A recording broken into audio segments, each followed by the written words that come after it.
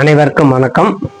17/5/2026 முதல் 23/5/2026 வரை இந்த வாரத்துக்குண்டான முக்கியமான விரதாதி விசேஷங்கள்.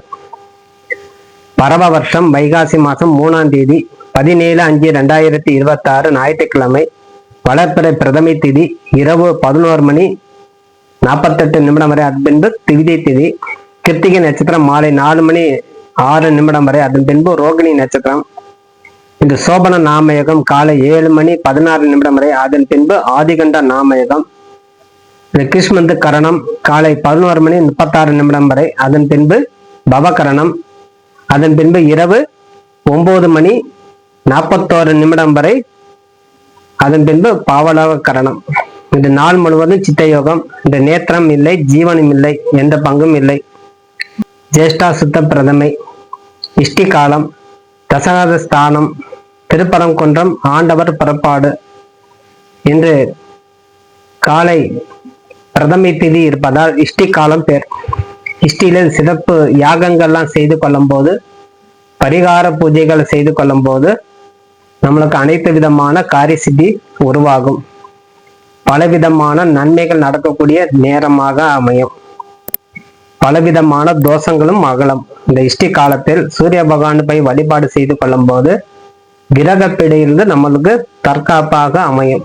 சில விதத்துல நம்மளுக்கு ஒரு நன்மை நடக்கும்.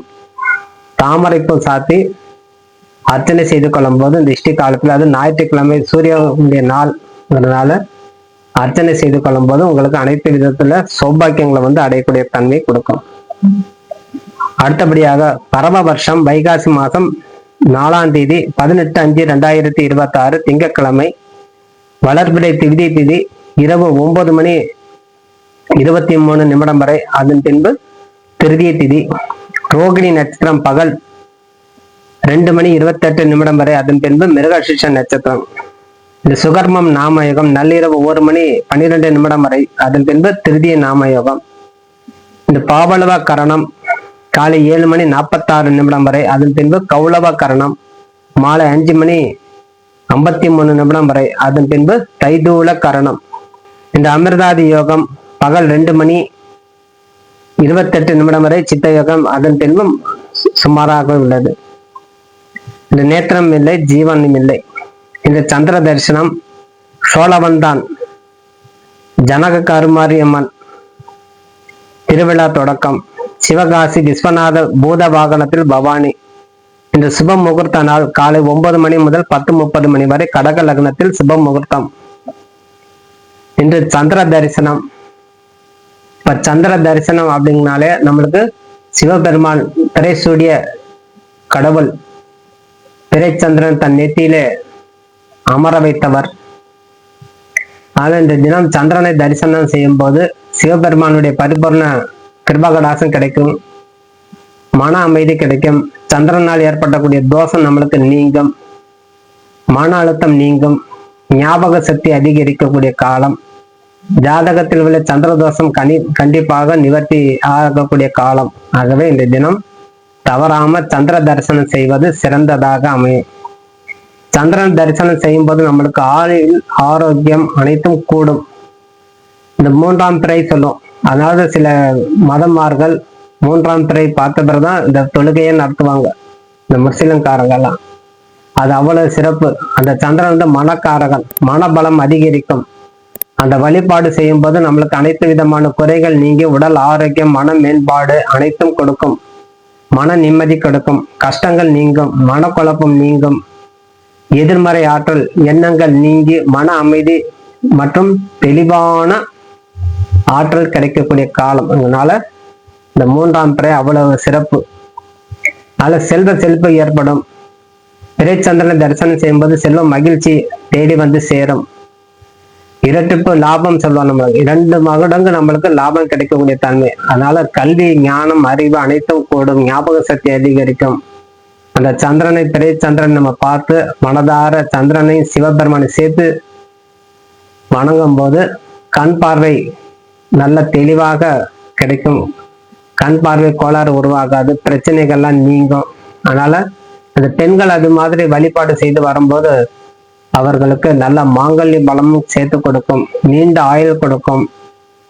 அப்போ அதுக்குண்டான தன்மை நம்ம மாற்றிக்கொள்ள வேண்டும். ஆனால் மாலை வேளையில சூரிய பகவான் அஸ்தமிக்கும் நேரத்தில், அந்த நேரத்தில் நம்ம திரைச்சந்திரனை பார்த்து நம்ம தரிசனம் செய்யும் போது கையில ஏதேனும் ஒரு காசு வச்சுங்க, பொன் பொருள் ஆடை ஆபரணம், உங்களால ஒரு வெள்ளி காயின்ஸ் இருந்தாலும் கையில வச்சுங்க. மனதார்ந்த இந்த சந்திரனை பார்த்து வேண்டிக்கும் போது செல்வம் அதிகமாகவே உங்களுக்கு சேரும். செல்வத்துக்கு பங்கு அதிகரிக்கக்கூடிய காலம். அதனால உங்களுக்கு இந்த காலத்தில் நம்மளுக்கு இந்த சந்திர தரிசனம் முழு பலன் நம்மளுக்கு கிடைக்குது. அடுத்தபடியாக பரவபட்சம் வைகாசி மாசம் 5ஆம் தேதி 19/5/2026 செவ்வாய்க்கிழமை வளர்பிறை திருதிய திதி மாலை 6:56. அதன் பின்பு சதுர்தசி திதி. இந்த மிருகஷ நட்சத்திரம் பகல் 12:49 வரை. அதன் பின்பு திருவாதிரை நட்சத்திரம். இந்த திருதி நாமயுகம் காலை 10:58 வரை. அதன் பின்பு சூலம் நாமயுகம். இந்த தைதூல கரணம். இந்த சிறப்பு ஆலய விசேஷங்கள்: காரைக்குடி கொப்புடையம்மன் ரத உற்சவம், வீரபாண்டி கௌமாரி அம்மன் பொங்கல் திருவிழா, சோழவந்தான் ஜனகமாரியம்மன் சிம்ம வாகனத்தில் பவனி, சிவகாசி விஸ்வநாதன் புறப்பாடு. இன்று காலை திருதிய திதி இருப்பதால் மகாலட்சுமி வழிபாடு செய்து கொள்ளும் போதும், செவ்வாய்க்கிழமை இணைந்து வரும்போது மாலை 6 மணி வரைக்கும் திருதிய திதி இருக்கனால மகாலட்சுமி வழிபாடு, துர்காதேவி எலுமிச்சம்பழம் மாலை சாத்தி எலுமிச்சம்பழத்துல தீபம் ஏற்றி வழிபாடு செய்யும் போது லட்சுமி கரம் கொடுக்கும். மிக விரைவில் திருமணம் கைகூடும். பெண்கள் கண்டிப்பாக இன்றைய தினம் செவ்வாடை அல்லது மஞ்சள் ஆடை உடுத்தி அந்த அம்பாளை வழிபாடு செய்யும் போது, அதுவும் கன்னி பெண்கள் மஞ்சள் நிறம் உடைகள் உடுத்தி தரிசனம் செய்து வரும்போது அவங்களுக்கு கைமேல் பலன் கொடுக்கும். மிக விரைவில் திருமணம் நடக்கக்கூடிய தன்மை உருவாகும். செல்வம் செல்வாக்கு அதிகரிக்கக்கூடிய காலம். பல விதத்திலே இருந்த தொல்லை நிவாரணம் பெற்று வாழக்கூடிய தன்மை உருவாகும். ஆகவே இந்த தினம் செவ்வாய்க்கிழமை ராகு காலத்தில் பூஜை செய்து கொள்ளும் போதும் கிரக பீடை நம்மளுக்கு விலகி துர்கா தேவியால் மங்களத்தை வாரி வழங்கக்கூடிய தன்மை, மங்களக்காரி அப்படின்னு பேர், மங்களத்தை வாரி வழங்கக்கூடியவர் துர்கா தேவி. சௌபாகியங்கள் அடையும், பெண்களுக்கு மாங்கல்ய பலம் கொடுக்கும். அத்தனையும் உருவாகும் இந்த துர்கா தேவி வழிபாடு செய்யும் போது. அடுத்தபடியாக பரவ வருஷம் வைகாசி மாசம் 6ஆம் தேதி 20/5/2026 புதன்கிழமை வளர்பிறை சதுர்தசி திதி மாலை 4:41 வரை. அதன் பின்பு பஞ்சமி திதி. இந்த திருவாதிரை நட்சத்திரம் காலை 11:18 வரை. அதன் பின்பு புனர்பூஷ நட்சத்திரம். இந்த சூலம் நாமயகம் இரவு 7:16 வரை. அதன் பின்பு கண்டம் நாமயகம். இந்த பத்திரை கிரணம் மாலை 4:41 வரை. அதன் பின்பு பவகரணம். இந்த நாள் முழுவதும் சித்த யோகம். நேத்திரம் 0 பங்கு, ஜீவன் அரை பங்காக உள்ளது. இந்த மாத சதுர்த்தி விரதம். இந்த மாலை நேரத்தில் பஞ்சமி திதி. எப்பவுமே சங்கடகட சதுர்த்தி மாலை நேரத்தில், மாத சதுர்த்தி பகல் நேரத்தில் வழிபாடு செய்யணும். ஒவ்வொரு மாதம் வரக்கூடிய வளர்பிறை பஞ்சமி, ஒவ்வொரு மாதம் வரக்கூடிய சதுர்த்தி, வளர்பிறை சதுர்த்தி காலை பொழுது, தேய்பிறை சதுர்த்தி மாலை பொழுது வழிபாடு செய்வது சிறந்தது. ஆகவே இந்த விநாயகர் பெருமானை வளர்பிறை சதுர்த்தியில காலை பொழுது விரதம் இருந்து தீர்த்தம் ஆடி கடன் தொல்லையெல்லாம் நிவர்த்தி ஆகணும்னு சொல்லி அருகம்புல் மாலை சாத்தி கொழுக்கட்டை நெய்வேதம் செய்து வழிபாடு செய்யும் போது கடன் தொல்லையிலிருந்து நம்மளுக்கு விடுதலை கிடைக்கும். தீராத வியாதி இருக்கிறவங்க, நீண்ட நாளாக தீராத உடல் உபாதை இருக்கிறவங்க, கண் பார்வை குறைபாடு இருக்கிறவங்க இந்த நாளில் விநாயகர் பெருமானுக்கு விரதம் இருந்து அரளிப்பூ மாலை சாத்தி வாழைப்பழம் மாலை சாத்தி வழிபாடு செய்யும் போது அவங்களுக்கு அந்த நோய் நிவர்த்தி ஆகும். விஷத்தன்மையால் நடக்கக்கூடிய நாள் அரளி மாலை சாத்துவது சிறந்தது. சங்கடங்கள் நிறைய, மனதுல ஒரு குழப்பம் இருக்குது, தீராத குழப்பம், எப்பவுமே ஒரு மனதுல ஒரு கவலையாகவே இருக்குது, அந்த குழப்பம்லாம் நீங்கணும் அப்படின்னு வேண்டிக்கும் போது தேங்காயில தீபம் ஏற்றி நீராஞ்சனம் கொடுத்து அந்த தேங்காய் முடி ரெண்டா உடைச்சி அதுல நல்லெண்ணெய் தான் ஊற்றக்கூடாது, அதுல தேங்காய் எண்ணெய் அல்லது நெய் தான் ஊற்றணும். தேங்காய் உடைத்து அதுல நீராஞ்சனம் கொடுக்கறது, ஒண்ணு தேங்காய் எண்ணெய் அல்லது நெய் ஊற்றி தான் தீபம் ஏற்றணும், நல்லெண்ணெய் ஊற்றக்கூடாது. அதுல தீபம் ஏற்றி அர்ச்சனை செய்து கொள்ளும் போது சங்கடங்கள் அனைத்து நிவர்த்தி ஆகும். குடும்பத்துல மகிழ்ச்சி உருவாகணும். கணவன் மனைவிக்குண்டான பிரச்சனை அதிகரிக்க கொண்டே போகுது, மன கசப்பாகவே இருக்குது, மன ஒற்றுமை கொடுக்க மாட்டேங்குது, குடும்பத்துல ஏதேனும் ஒரு பிரச்சனை வந்து கொண்டே இருக்குது. அதனால நம்மளுக்கு ஒரு வீடு வாங்க முடியல, ஒரு சொத்து வாங்க முடியல, குழப்பம் நீடித்து கொண்டே இருக்குது. அதே மாதிரி உணவு முறையில நம்ம சரியான முறையில உட்கொள்ள முடியல, நேரத்துக்கு ஆகாரம் கிடைக்க மாட்டேங்குது, என்னதான் வசதி இருந்தாலும் நேரத்துக்கு நம்ம முறையாக சாப்பிட முடியல அப்படின்னு நினைக்கும் போது தேங்காய் மாலை சாத்தி அவல் பொரி கடலை பானகம் நெய்வேதம் செய்து விநியோகம் செய்து வரும்போது உங்களுக்கு அனைத்து விதமான குடும்ப தோஷம் நிவர்த்தி ஆகும். குழந்தை பாக்கியம் வேண்டி வரம் வேண்டி தம்பதிகள் இருவரும் சேர்ந்து 7 தீபம் ஏற்றி, தலாக்கு 7 தீபம், ஒரு மனைவி 7 தீபம், கணவன் 7 தீபம் ஏற்றி 36 அல்லது 54 முறை பிரதட்சணமா வரணும். விநாயகர் பெருமானை கணவன் மனைவியா சேர்ந்து எந்த விதமான பேச்சு நடுவில் வரக்கூடாது. விநாயகர் பெருமானை வணங்கும் போது விநாயகர் பெருமானை 36 முறை அல்லது 54 முறை சுத்தி வரும்போது மௌனமாகவே சுத்தணும். அல்லது உங்களை ஏதேனும் ஒரு மந்திரம் தெரிஞ்சா விநாயகருடைய மந்திரம் சொல்லிக்கிட்டே சுத்திட்டு வரும்போது குழந்தை பாக்கியம் மிக விரைவில் கிடைக்கும். அது மட்டுமல்லாது அரச மரம் சேர்ந்த கோயில் இருந்தால் இன்னும் உங்களுக்கு அதிகாலை வழிபாடு உங்களுக்கு கால சிறந்த பலன் கொடுக்கும். அதனால் பலவிதமான காரிய சித்தி நடக்கும்.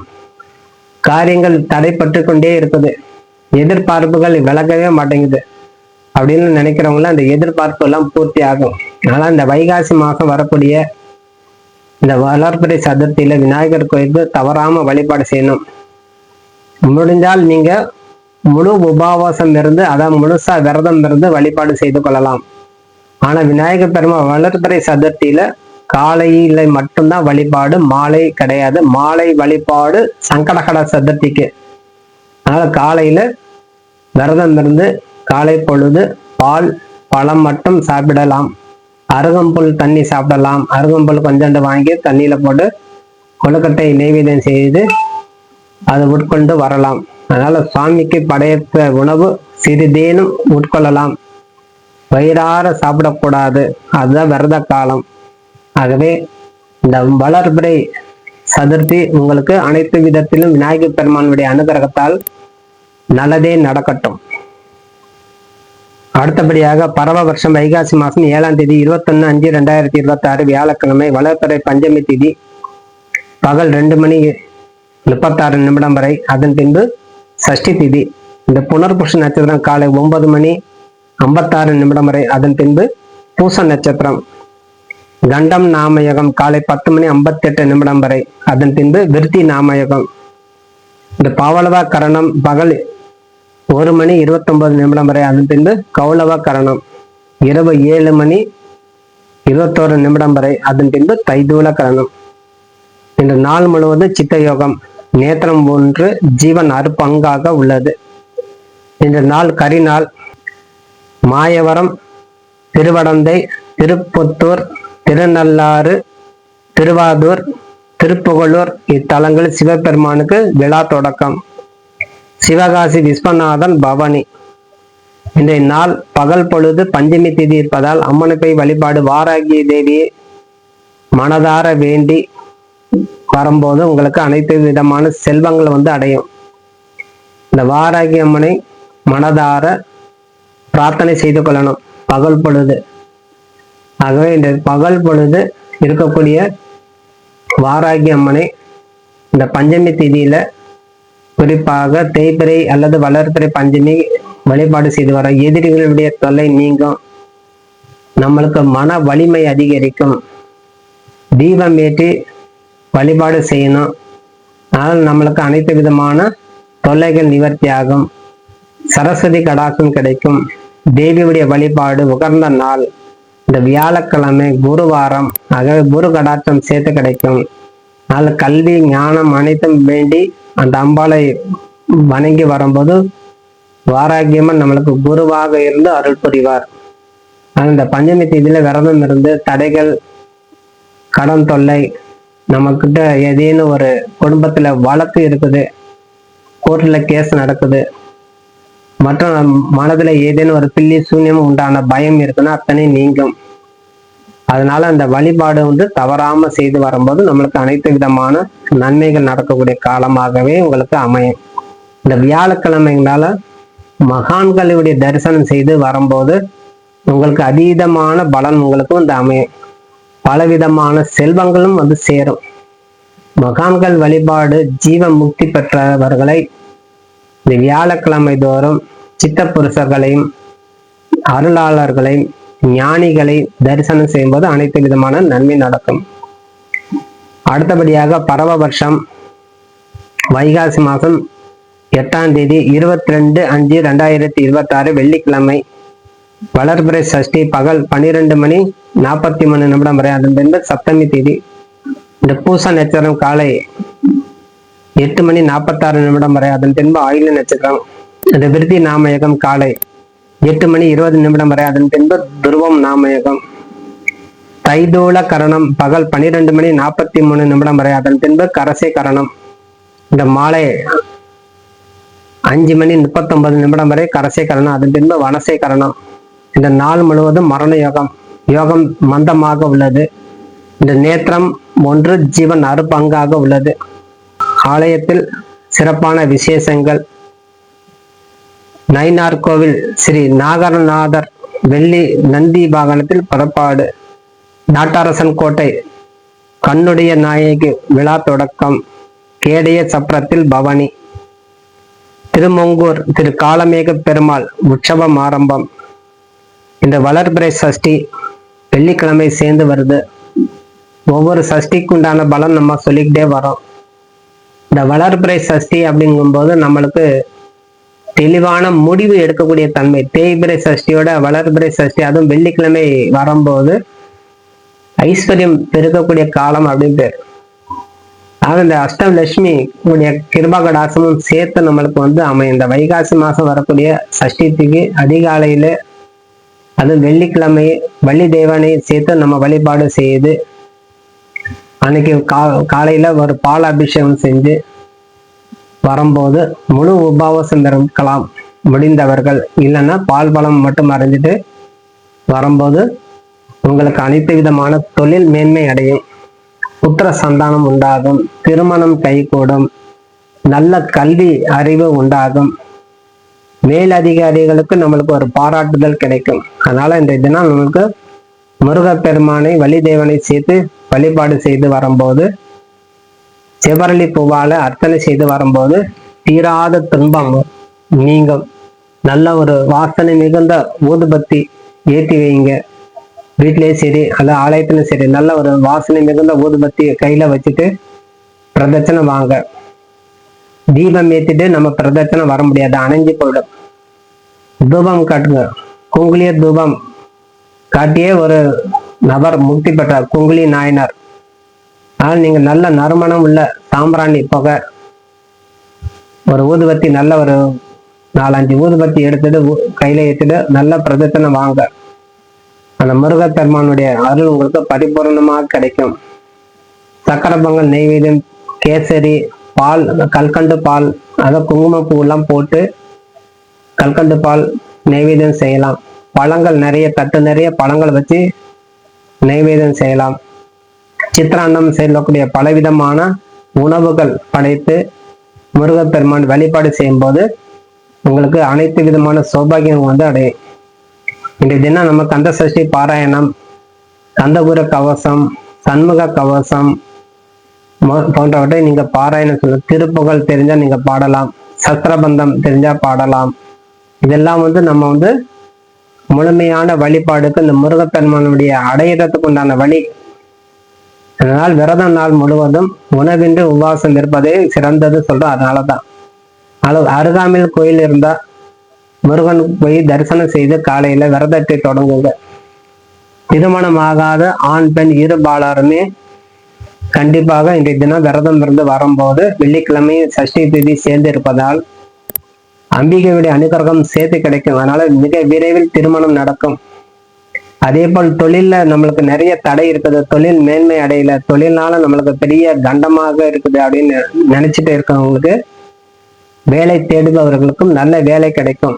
வியாபாரத்தில் இருக்கவர்கள் மேலும் வளர்ச்சி அடையக்கூடிய காலம். ஆகவே கடன் இருந்தாலும் அது தீரும், நீதிமன்ற வழக்கம் இருந்தாலும் நம்மளுக்கு தீரக்கூடிய காலம். ஆகவே சர்வ சாதாரணமான ஒரு வழிபாடுக்கு நம்மளுக்கு அனைத்து விதமான நன்மையும் பலன் அடையுது. அதனால இன்றைய தினம் வைகாசி மாசத்துல முருகப்பெருமானுக்கும் அம்பிகைக்கும் சக்தி தேவிக்கும் சேர்த்து அதான் ஆரண்ய தேவின்னு சொல்லுவோம். அந்த ஆரண்ய தேவி சேர்த்து வழிபாடு செய்யும்போது இந்த வைகாசி மாசத்துல நம்மளுக்கு பலவிதமான நன்மை நடக்கும். மேற்படி சொன்ன விஷயம் முருகப்பெருமானுக்கு உகர்ந்த காலம்ங்கிறனால முறையாக விரதம் இருந்து அனுஷ்டானம் செய்யும் போது கைமேல் பலன் கொடுக்கும். அடுத்தபடியாக பரவபட்சம் வைகாசி மாசம் 9ஆம் தேதி 23/5/2026 சனிக்கிழமை, சப்தமி திதி காலை 11:11 வரை, அதன் பின்பு அஷ்டமி திதி.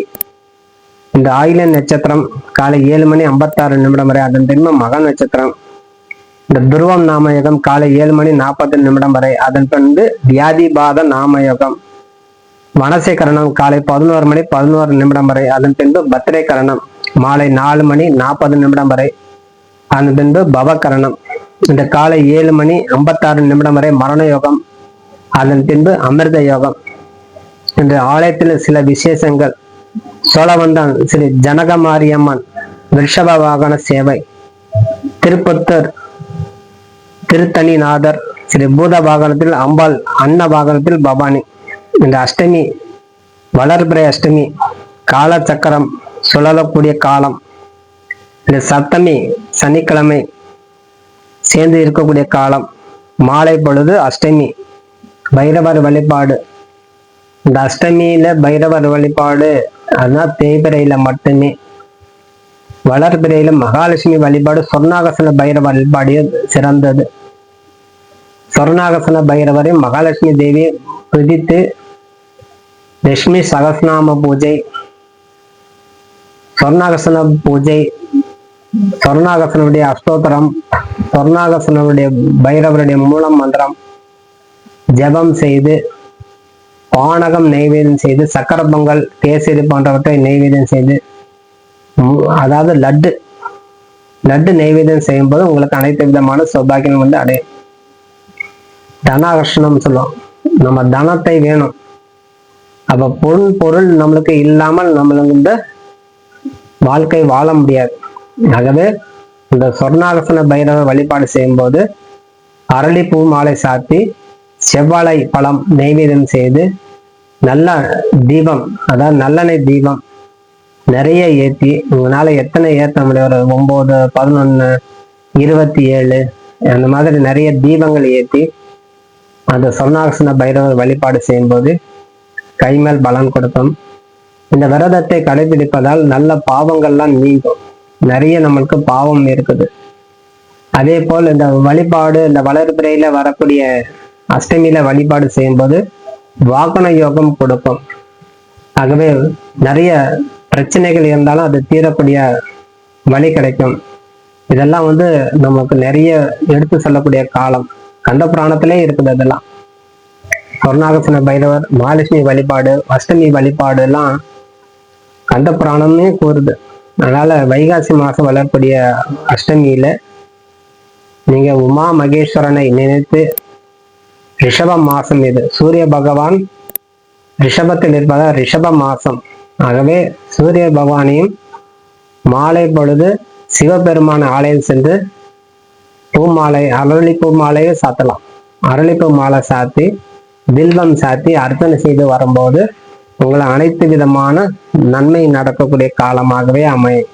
ஆகவே இந்த காலம், இந்த விரதம், இந்த நேரம், இந்த தருணம் முழுமையாக பயன்படுத்தி சொர்ணாகசன பைரவருடைய அருளும், மகாலட்சுமி தேவியுடைய அனுகிரகமும், சிவபெருமானுடைய பரிபூரண கிருபகடாசம் பெற்று வாழ்வாங்க வாழும் சொல்லி விடைபெறுகிறேன். நன்றி, வணக்கம். ஜெய் பாலா, ஜெய் பாலா, ஜெய் பாலா. வாழ்க வளமுடன்.